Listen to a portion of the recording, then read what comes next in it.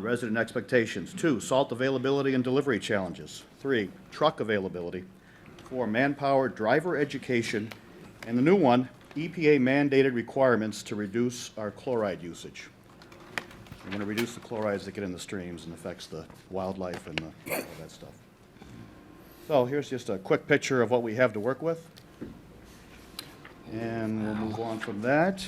One of our trucks out on a daily basis. In the winter of 07-08, the city began to cut the use of salt by doing the following. We used 25% mixture of grit for all streets in January of 2008. There was a couple reasons for that. One, we had trouble getting salt delivery at that time because the rivers were frozen. And so this was helping to extend the use of our salt. Also by cutting the salt with 25% mixture of grit for all neighborhood streets beginning in 08-09. Then we cut the salt with 50% mixture of grit on neighborhood streets and introduced the use of beet juice mixed with our current salt piles in 2009-2010. What did we learn from that? Cutting the salt supply with grit was in effect beginning to cause an increase in our salt usage. The grit in itself, while it might have been giving us some traction, it wasn't helping us in getting the snow and ice off the road. The use of grit was creating additional maintenance issues, and the reduction in workforce due to the downturn in the economy was a challenge in that year. So the results from our three-year study on the use of grit, we determined that grit alone was not the answer in the reduction of salt usage and gaining a satisfactory result in the snow fighting effort. The downturn in the economy reduced our trucks to 32 trucks on the road, which means our drivers are responsible for 16 centerline miles of roadway compared to 12. The 2010-2011 season, we began our experiment with the use of a chemical mixture of beet juice and salt brine. Beginning in 2011-2012, we purchased our own salt brine making equipment, kind of a farmer's contraption. We began mixing our own, what we call a cocktail, or now called a blend for anti-icing, de-icing, comprised of salt brine and beet juice. And we noticed some immediate benefits, not the least of which was a reduction in our labor and our salt usage. We finally come up to a final iteration that we call our cocktail or our blend of 75% salt brine, which is basically salt and water, 15% beet juice or a organic mixture, and 10% calcium chloride. Go through some quick definitions. Anti-icing is what we call when we spray the streets with our blend material prior to the storm. So if it's going to snow on Thursday and you see the streets being sprayed Monday, Tuesday, Wednesday before that. De-icing is when we spray the salt with the same blend material, either as it comes out of the truck or as after we load the truck and we put it on our spreader boxes. And what we use is a movie theater popcorn method, I like to call it, which is basically salt, spray it with our liquid, more salt, spray it with our liquid, just like when you go to the theater, only it's butter you guys use. Butter. Here is our first salt brine equipment. And you can see it's kind of a rudimentary thing, but it did work for us. And these were our tanks a couple years ago. We had 3 tanks, see, brine, calcium, and beet juice. And I want to go through what our anti-icing techniques are. We anti-ice our trucks, treat our hills and bridges approaches. When we first started, that's what we did. Then we did all the main routes throughout the city. And we wanted to expand it to include some neighborhoods and to do some additional vehicles and manpower become available. So, at the beginning of this year, additional funding was given to us to purchase what I call a state-of-the-art fully automated salt brine machine capable of making about 5,000 gallons of salt brine every hour. We purchased 6 self-loading spray systems to mount on our existing 1-ton pickup trucks, and we purchased 5 pavement temperature sensors. We'll get to those in a second, but here is our state-of-the-art salt brine making machine. We add a couple tons of salt onto there, turn it on, and it can make salt brine, like we said, about 5,000 gallons per hour. This is the board, the maintenance board, and in a quick closer up, that's kind of a quick view of how we make our salt brine and how very simple it is. It's a one-button push operation, so you can get everything done. Here's my tank farm now. I have 6 tanks out there. For a couple for the organics, calcium chloride, we make salt brine, and then the blend. It all goes together, and that salt brine equipment that we just bought, takes that and does it to the exact percentages that we want, 75, 15, 10. Prior to that, with our old machine, there was a chance of human error. It was addition, subtraction going on. Now it's exactly the percentages that we want. So currently, or this past winter, we expanded it to include all our mains and secondaries and many of the neighborhood streets, and you should have noticed that. Our 1-ton pickup spray can cover about 16 to 18 lane miles per tank. It takes us about 1 hour to do that. Each tank has about 500 gallons, and we spray 30, 35 gallons per lane mile. Our larger truck, 2.5 ton, has 1,000 gallons on it, and it can last about 2.5 hours before it's empty. And all told, we can probably do all city streets within 4 working days. This is our 2.5 ton truck. That's about 1,000 gallon capacity truck there that we sprayed our streets with. There it is spraying Western Avenue. That is the new about 500 gallon tank system that we purchased to put on our 1-ton vehicles. And it's a self-loading one. You'll see on the next slide, there it is standing on its own. So it's a quick load in, load out if we need to use our 1-tons for something else, to pick up garbage or pick up sweeper debris. Like this past winter, we had a lot of warm days. We were able to get the sweepers out. So we have multi-use for our 1-tons. Now, the pavement temperature sensors that we talked about earlier, basically it reads the temperature of the pavement and the air temperature, which is not the same thing. It's important because if our pavement temperature, sometimes, especially early on in the season, late on in the season, when the sun's out, our pavement is asphalt, black color. It sucks in the warmth. It's usually warmer than the air temperature. That's important. Why? We don't have to put salt down if it's above freezing. We can just plow the roads if we have enough snow on the road to plow. If it's below it, it also helps us if it's too low in a temperature. Salt by itself is not effective at around 16 degrees. So then that's when we really want to throw this blend material in. So if we know what the pavement temperature is going ahead or during the storm, we can make changes on the fly as to whether we're throwing blend on it, whether we're just plowing, or whether we're putting material down at all. And this is a picture of the sensor. It's mounted on a pickup truck.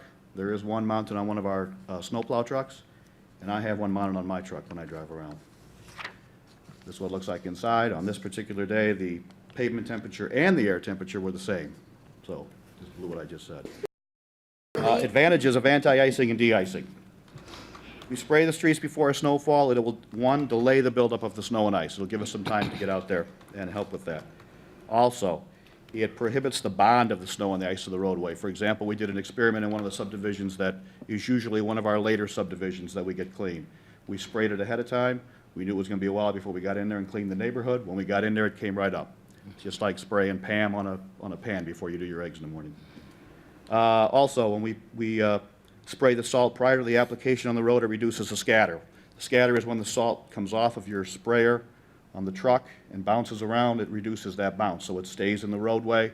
We're getting the salt to stay on the road where it belongs, not in the parkways. When we spray our salt prior to application, it also speeds up the melting process. Basically, salt by itself will not melt it like that. It needs to get into a liquid state to help melt the snow and the ice. One example was we had ice on the roadway, pretty thick, maybe a half-inch of ice in one little puddle.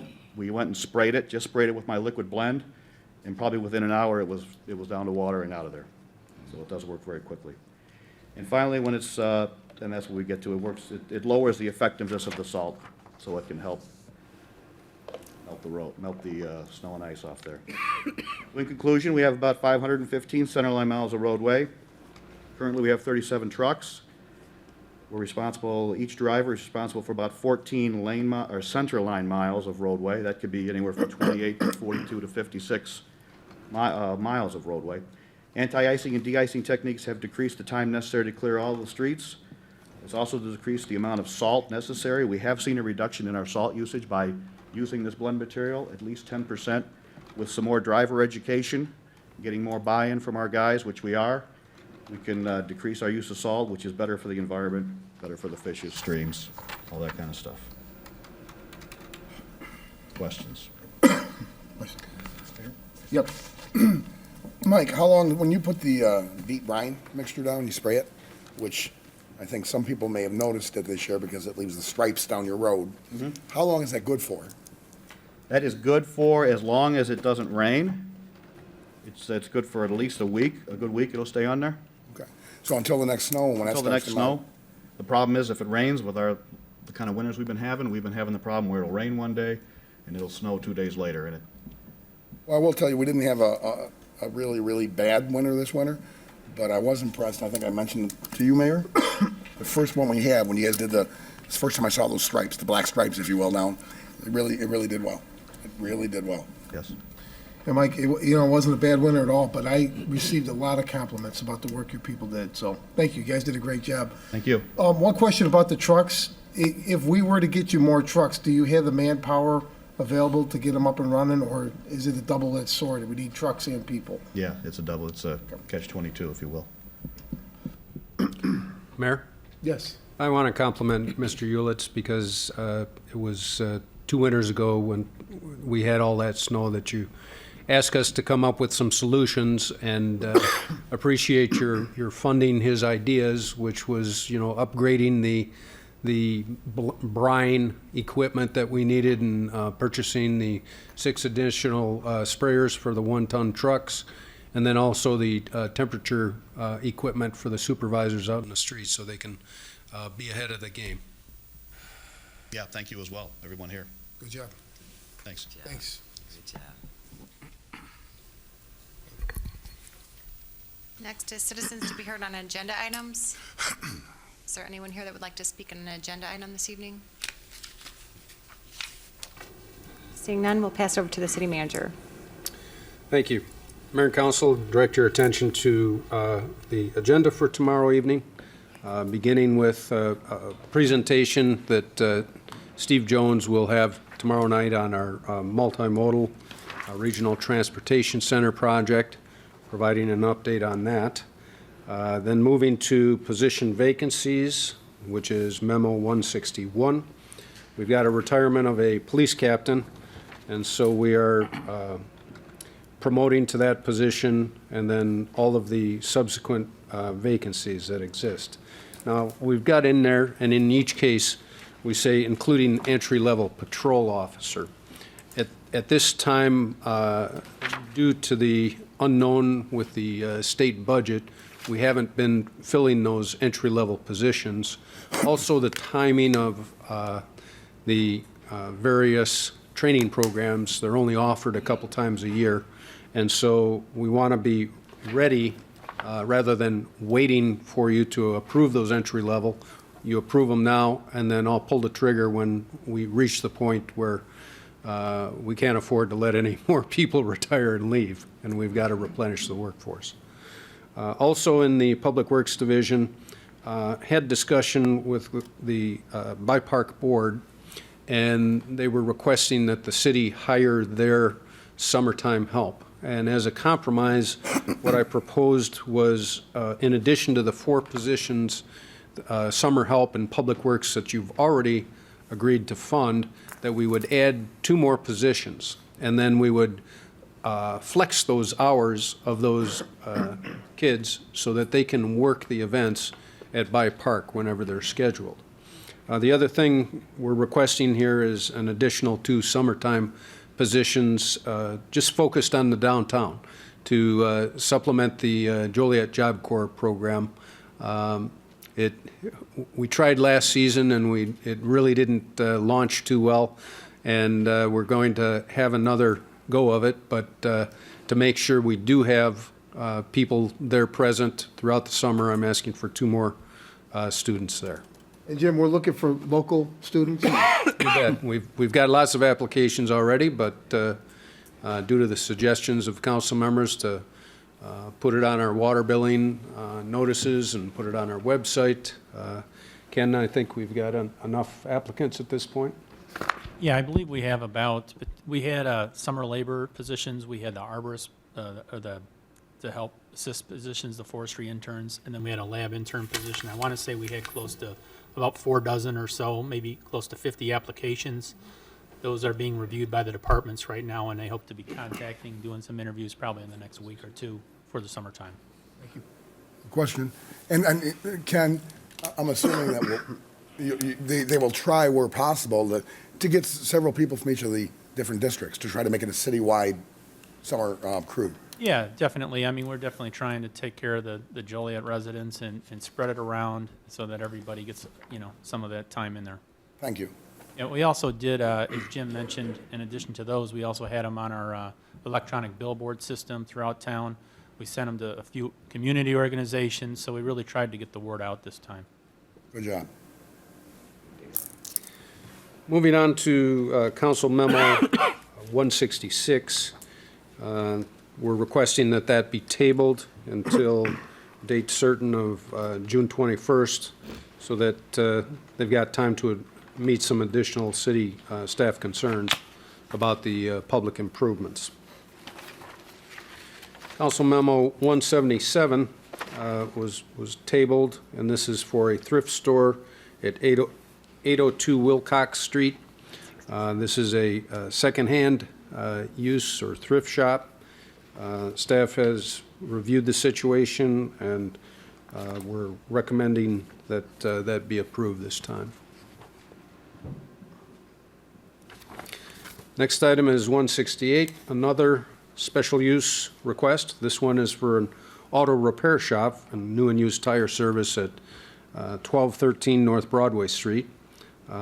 This is a site known as Petrix Auto Service, has been vacant for several years, and the vehicle parking area will be visually screened from Smith Street.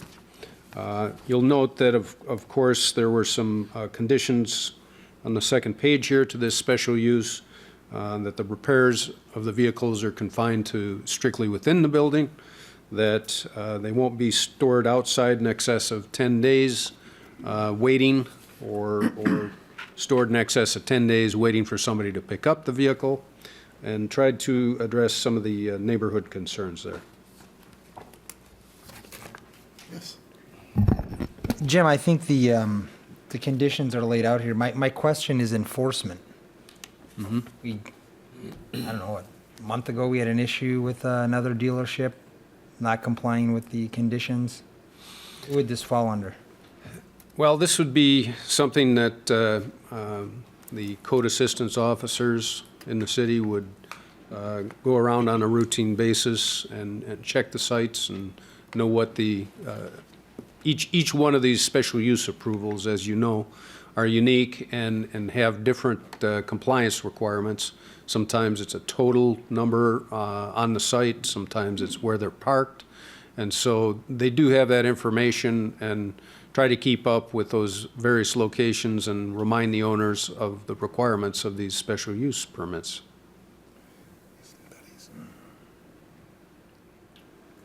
Thank you.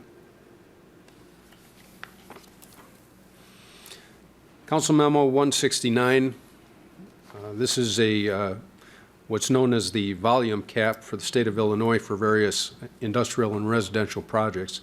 This is an annual resolution that council adopts. We use it for the ASSIST program, which provides 3% assistance to home buyers at a low interest rate for local lenders, and it also gives up to $2,000 a year on purchasers' federal income tax. When we don't use that, that gets for Rio Street between Washington and Jefferson Street. And this will be utilized $149,908 for Phase 1 engineering of the project. There's Phase 1, Phase 2, and Phase 3. So before there's lengthy steps working with the state in this engineering, and although we do not own the property right now, the county is aware that we're starting right now because it'll take some time, and both parties are sure we'll have an agreement in terms of use of the land for the city by time we're ready for construction.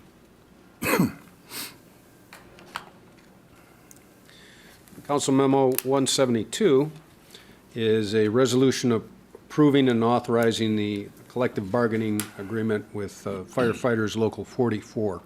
As you know, we had a master agreement with all of the unions, and then basically coming back to you, incorporating those changes into the language of the contract, changing the dates, putting the wage tables in, everything that was agreed to in those memorandums just being incorporated in the document itself. So that's all this contract achieves.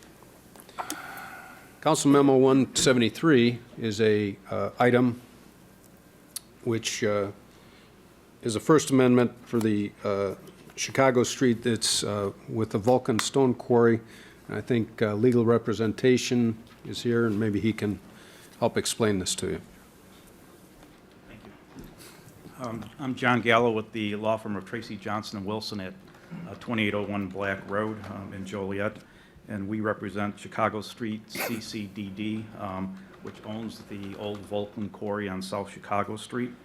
And when this property was annexed into the city in, I believe, in 94, the city of Joliet retained a right of first refusal to acquire the property in the event of a sale or conveyance. Subsequent to that time, the property was sold to Land and Recreation Services, which then deeded the property or sold it to my client, Chicago Street CCDD. In both cases, the city of Joliet waived their right of first refusal. What's before you tonight is that the Union Pacific Railroad Company, which runs the track just immediately west of the property, adjacent to the property, is looking to acquire a .207 parcel so that they can put improvements there for the high-speed rail line. And so my client is willing to sell them that little sliver, subject to the city agreeing to waive their right of first refusal for this piece. There's an agreement, I believe, in your board package that allows this waiver. It's a one-time waiver, so your right still continues with the remainder of the property. And again, the railroad, I don't believe she was supposed to be here, but I don't think she's here. If you had any, oh, she is? If you have any questions about what they're going to do with it, she can answer them, but it's for their high-speed rail improvements.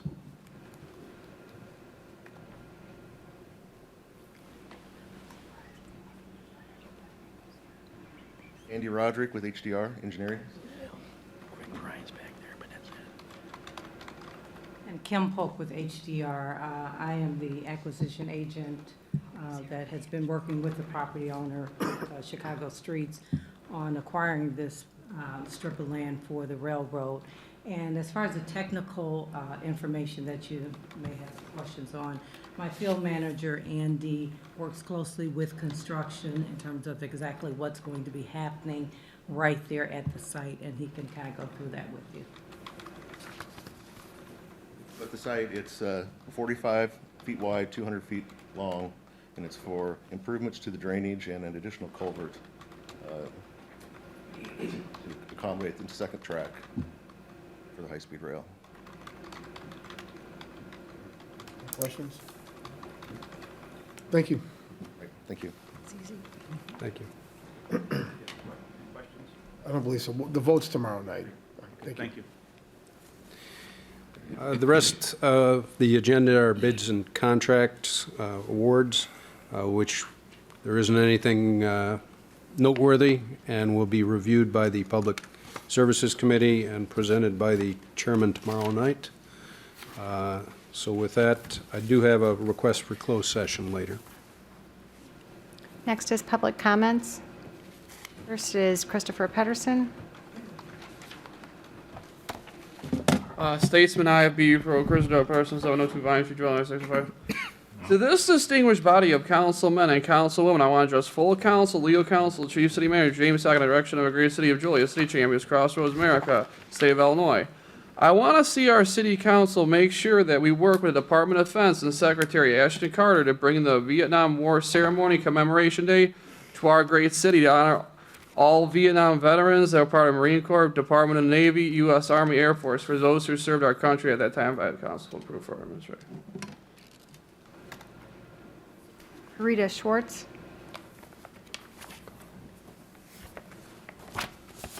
Hi, good evening, everybody, and thank you for giving me opportunity to speak here to the public. First, I have the information. I passed it out. Oh, okay. Thank you. I just wanted to be sure that you have the copies of all the letters that I made. The first copy is actually a request to, again, present a strategy that will cut the budget of the city. It's called medical expense reimbursement. I know that you have a contract with benefits and life insurance provider, but this strategy is actually proprietary with my general agency. Nobody can offer this without authorization from us. So on the second page, oh, I'm sorry, I forgot. We presented this medical expense plan to the former mayor in 2014, October. And actually, there was a change in management. And the new board, the new council, and also the new elected officers. So we would like again to request from you to allow us to share the benefits of this special solution. Because I know everybody will be able to help out, increase your resources.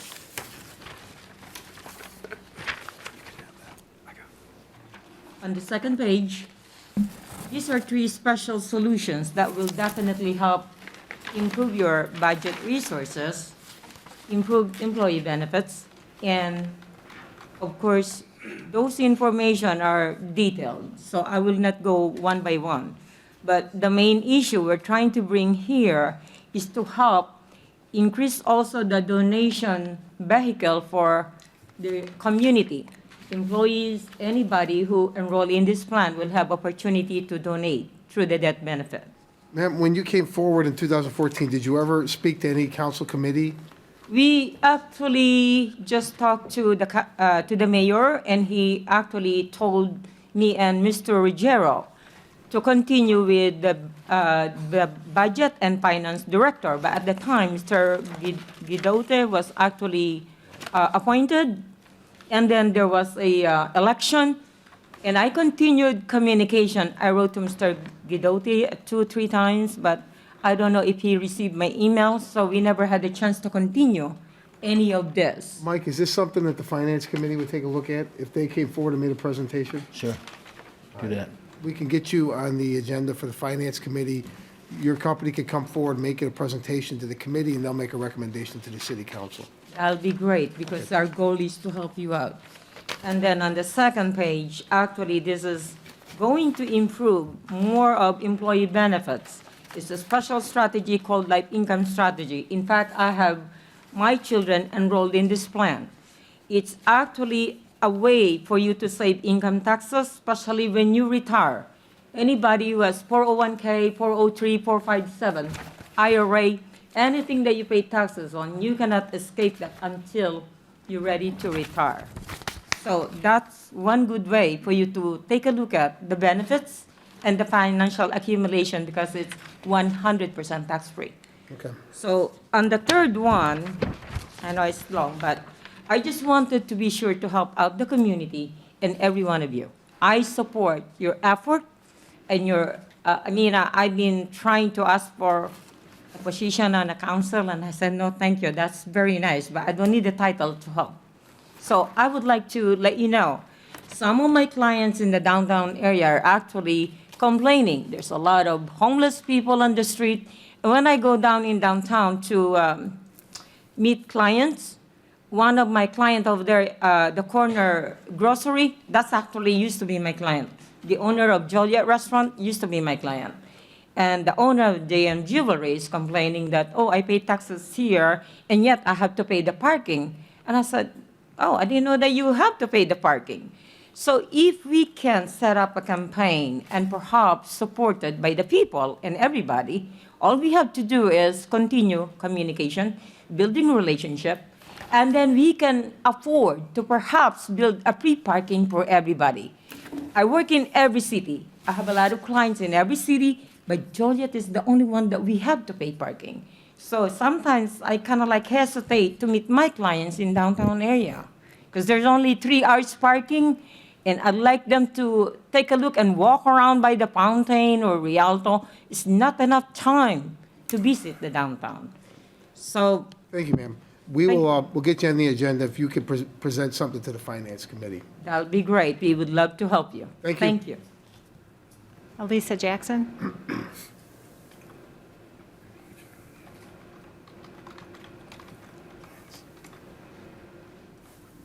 Hi, my name is Lisa Jackson. I'm a nurse and I've been in Joliet since 1969. I've been approached by a lot of the business owner in downtown Joliet about the homeless people that's been around. And they said it's really affecting their business because they're begging for money and they get turned off and they leave. And personally, I get affected by it because I work night shift. I'm a nurse, I work night shift, and I'm afraid of my safety because they're hanging around in the midnight shift, and I don't know, they probably won't do anything, but you don't know that, and I'm scared to go out on my parking lot with them hanging around.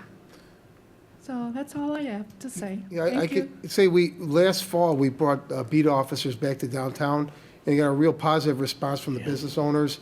So I know I've met with the chief and the city manager. We expect to bring them back soon. The police department's doing a manpower study right now. And then, chief, if you can give an update to the council when you expect them back downtown? Well, Mayor, as the city manager pointed out, when we've lost bodies this year, we have not replaced through attrition. So we know that quite often the homeless come out more when the weather is warmer. We haven't had the manpower to allocate down there throughout the winter months, but now that it's getting warmer, we see the need coming back again. So we're gonna try to shift some bodies and kind of rob Peter to pay Paul in the interim until we can finish this allocation study and look for a long-term solution to boost our staffing numbers. Thank you. Mayor, I have a question. Ma'am? Ma'am? Ma'am? I have a question. Hello? Hello? Where are you employed downtown Joliet at midnight? I used to work for PSA, I used to be a geriatric nurse, now I'm a pediatrics. So where? I work for agency, so I go all Oh, your agency, so it's private cases you're talking about. Okay, because we were trying to figure out what hospital, the midnight shift, so it's. Well, I okay. go to a lot, I used to go to a lot of nurses and nursing homes, but now I turn into pediatric. So it's private nursing you're doing. Okay, thank you. Thank you. Is there anyone else that would like to speak under public comments?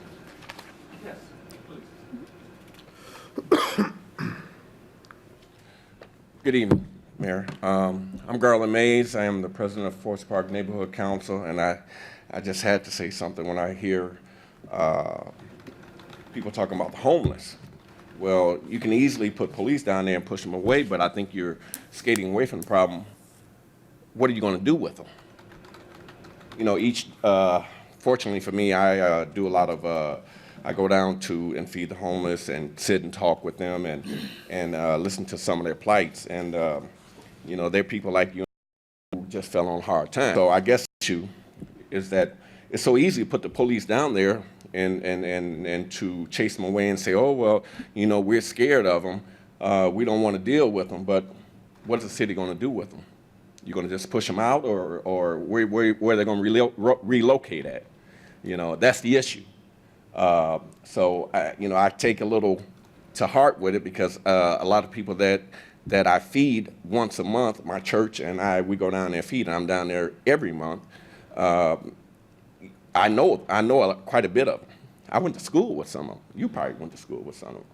So I guess the issue is, what are you going to do with them once you push them out?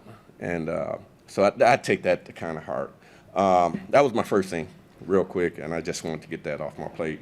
Tonight I meet with our neighbors, and we have a meeting at 7 o'clock, and we will be talking about the issue of diversity with the city. That's one thing that I have on my agenda. Mayor, thank you for your stance and your approach to council with the Rialto. But I think as we move forward, the Rialto and downtown has to be more diverse. I think for years now it's kind of been although we've had some very nice events down there, I don't think that it's catered to everyone in the city of Joliet. I don't think it catered to our African-American population. I don't think it catered to our Latino population. I don't think that it's reached out abroad. And I hope that as we move forward, that it can actually, whatever stands to Rialto, whatever direction they go in, that it will reach out to everyone so that downtown can be more of a thriving city, downtown. I love this city, and I think that it's a great city, but I think there needs to be more effort in working with diversity issues. Thank you. Thank you. Mayor, I'd just like to comment. I believe under the new management, when the new manager gets in place, it will be more diverse. And I hope so. I really do hope so. It was much more difficult under the old management. Trust me, I know. I believe that. Thank And I you. just want to make that statement. So, thank you. Thank you. Anyone else that would like to speak? Can you approach the microphone, please, sir? They can't hear. Approach the microphone. There's a situation on the 5th that was tabled as far as having a variance for a thrift store that I'm trying to establish. Name and address, please, for the record. The name is Tyrone Smigo. The address of my address is 920 North Hickory. The store is 802 Wilcox. Thank you.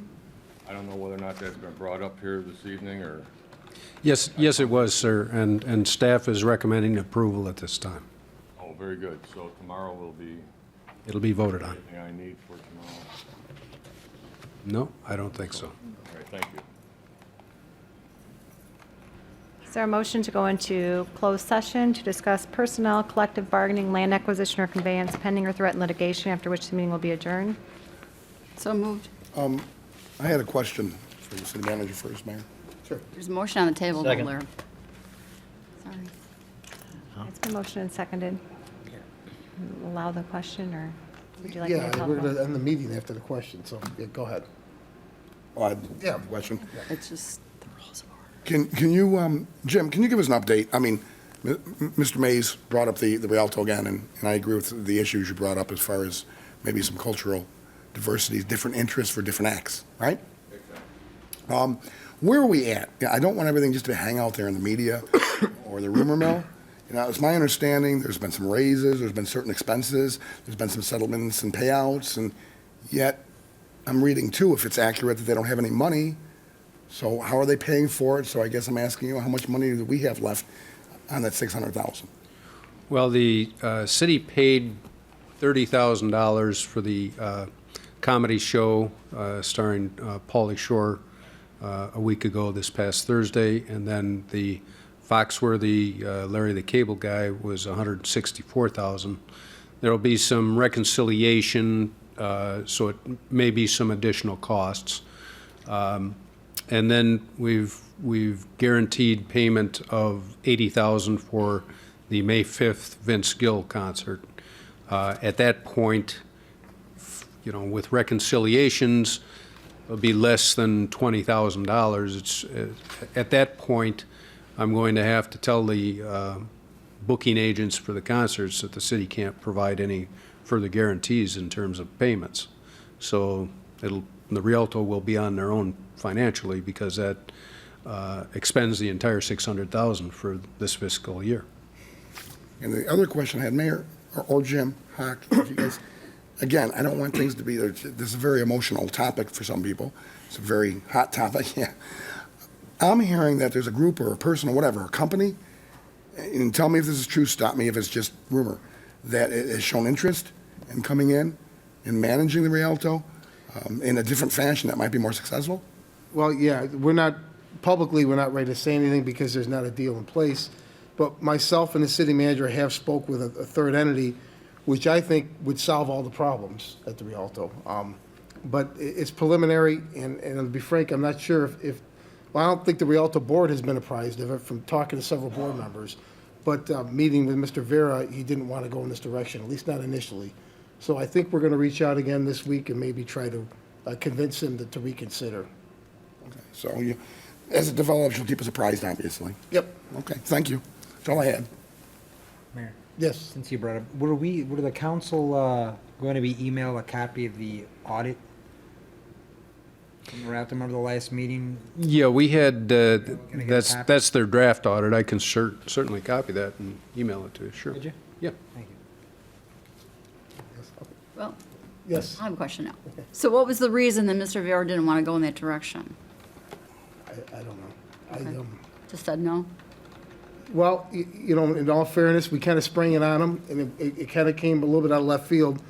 So his original reaction was no, but I can't imagine that that would be the way they want to go forward. What we were told is that he's in the process of interviewing candidates to replace Mr. Green. I think, you know, I don't know if it's my position, but what they've done hasn't worked. We've seen the numbers, we've heard the story, so I think it's time to start thinking out of the box and maybe change the way they're doing business. And this would be a departure from the way it's been done in the past, but I think really positive. I think it would make the theater work, so. So it'd be like a Live Nation almost? Yeah, I don't want to give a name, but it's a major organization that stepped forward. Mayor, have they advertised a position for a manager or director over there? He indicated that they had begun interviews, I believe. So I don't know if they've advertised or not. I'm not sure how they're doing that. I'm just curious as what kind of a position they're looking for or what salary they're putting with it, considering the financial constraints that they're in. You know, there's more questions than the answers. And it's a little frustrating because a lot of it is directed at me and at all of us. You know, and you know that we, not only do we not have any say in what's happening over there, but they're not even listening at this point. So I hope that changes in the future, but a lot of it still comes directed towards my office about who we should hire to replace Randy Green or what we should be looking for. And the answer right now is we have no say in it, and they're not listening, even if we made a suggestion.